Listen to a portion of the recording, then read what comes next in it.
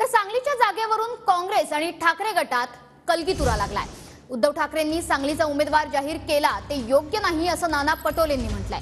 आघाडीत वाटाघाटी सुरू असताना जागा जाहीर करणं हे योग्य नाही। ठाकरेंनी जाहीर केलेले तरी सुद्धा चर्चेतून मार्ग निघेल असं पटोलेंचं म्हणणं आहे। तर पटोले आमचे मित्र आहेत, आम्ही त्यांच्याशी चर्चा करू असं वक्तव्य, असं उत्तर संजय राऊतांनी केलंय। सांगलीचं काय राहिलं सांगलीचं आमचं अजूनही चर्चा चाललेली आहे। त्यांनी जाहीर केलं असेल तरी ते चर्चेमधून काही ना काही मार्ग त्याच्यातून निघेल।